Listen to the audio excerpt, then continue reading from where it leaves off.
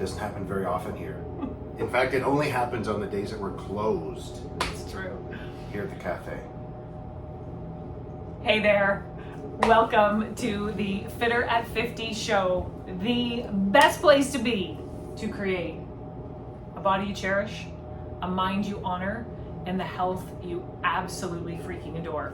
All right, today's episode, we are at the cafe, and the sound of nothing is quiet because it's closed. We are making corn chowder. Woo-hoo! Mark's just made corn chowder because it's our soup of the day.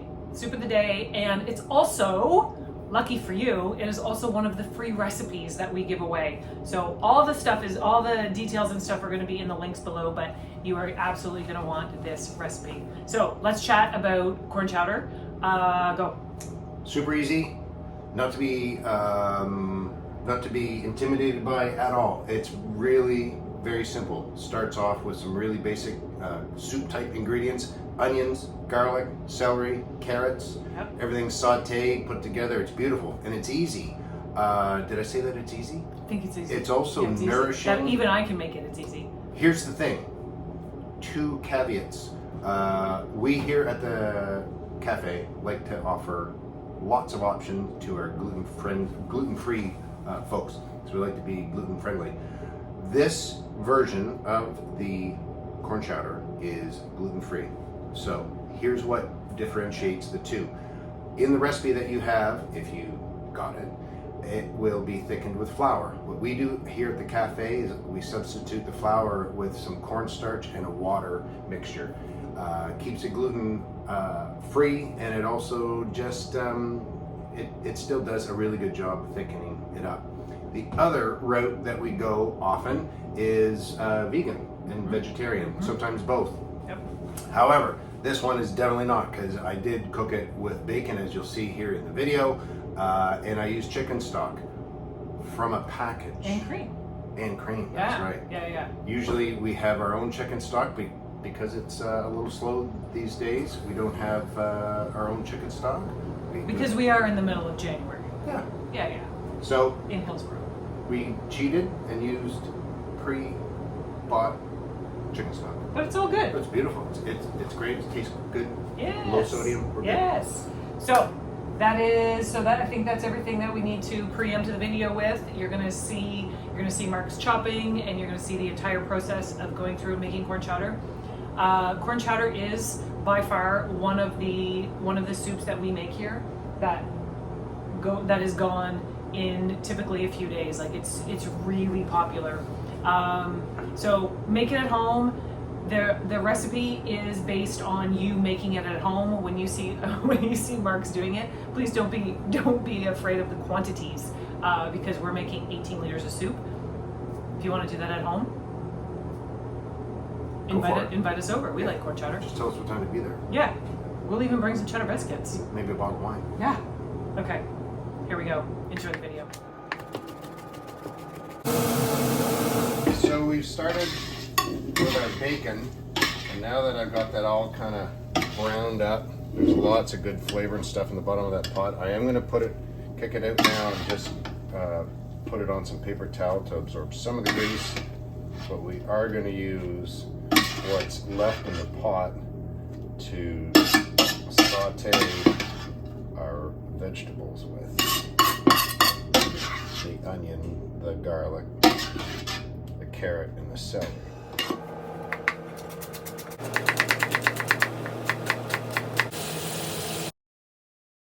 Now our pack changes here, because now everything's all sauteed. You can see how the onions are translucent and softened up, as are the carrots. So now it's time to go from sauteing. We're going to add our liquid, which is a chicken stock. We are going to now go from sauteing to boiling. So that's what's going to happen now. Obviously, too, if you didn't add the bacon, and if you switched your chicken stock to a vegetable stock, then we could do this for a vegan option as well. But because we're at the cafe today, it is full-on carnivore, so bacon and chicken stock. All right, so everything's come to a boil. The potatoes are starting to cook. I'm going to add then my bacon keep in mind too that this is for what we're making at the cafe. This is 18 liters of soup, so not what you're going to be making at home, or if it is, good for you. But this is certainly a larger quantity, so lots more bacon. So check it out. We're just going to let that cook. Potatoes are almost there. Another couple of minutes, and we'll be ready to roll. Right. So we're going to also season this. In what I just dumped in this little bowl was our thyme, our oregano, or like what we like to call it at the cafe, oregano. And we've got salt, lots of pepper, and of course a little pinch of cayenne. I'm going easy on the salt because the salt content or the saltiness of the bacon can sometimes change a little bit. So I'd rather go easy on the salt, and at the end when I'm closer to finishing this, then I can always add more salt, or the customer can always add more salt. So for now, I went just easy with just a couple of pinches. Okay, so everything's now cooked. The potatoes are soft, the corn's all cooked. I just did a taste test. It's delicious as it is. I did add a little more pepper. I found that it just needed a little more of a little zing to it. So now that it is essentially off the heat, now I'm going to add my dairy, which is a whole liter. Again, think about the quantities that we're doing here of 18 liters of corn chowder here. So this is, that's a lot of cream to add, but it's also a lot of chowder that we just made. Now, here's the most important part for you people at home that are making this. Here at the cafe, we do offer a lot of gluten-free options. And in order to keep this chowder gluten-free, or to make it gluten-free, I try to have at least one option for soup of the week or soup of the day, gluten-free. So I want to keep this gluten-free. So in the recipe that you have at home, it has add flour to use as your thickener. I'm not going to do flour here at the cafe. I'm going to do corn starch, and that's about a cup of cornstarch and maybe a little less than a cup of water already mixed together. And you'll see that it's not on a raging boil, and I just add that, and it's going to thicken up just nice and easy. Ooh. There we go. Gotta go. All right, so we're done. Check this out. Everything's been added. It's all cooked down. My cornstarch, in lieu of a flour, is now cooked. It's thickened.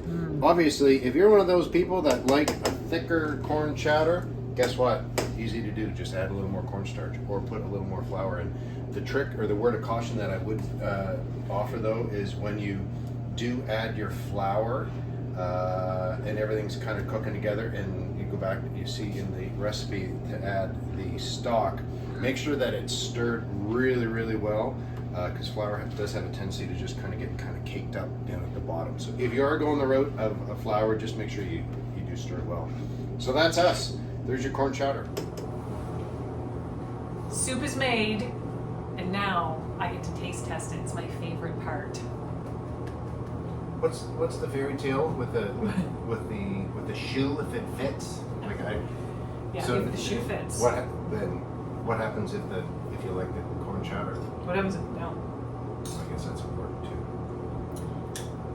For the cafe, when we serve it here, or if you want to do it at home too. So we would typically have a piece of toast, our homemade multigrain bread, or sometimes people choose to do one of our cheddar biscuits as well.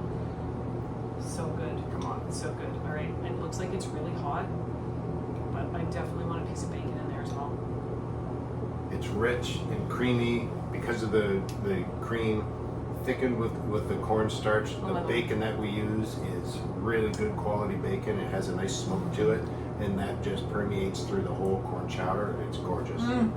Oh my gosh, Marks, it's so good. Do you want to have a bite?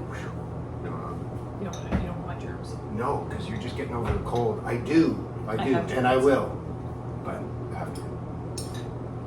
Thank you so much for watching this fun edition of the Fit at 50 show. I think it's actually the first time that we've ever done one of our videos in the cafe, which is super fun. It's still really quiet. It's still really quiet. Make sure that you go and click on the links down below. Make sure you subscribe to our channel so that you get all of these recipes and just these health and wellness strategies to keep you more fit as you age, because Fit at 50, hello, we might both be in our 50s. But all the links and stuff that you need are down below. Make sure you grab those recipes. Thank you so much for watching. We'll catch you next time on the Fit at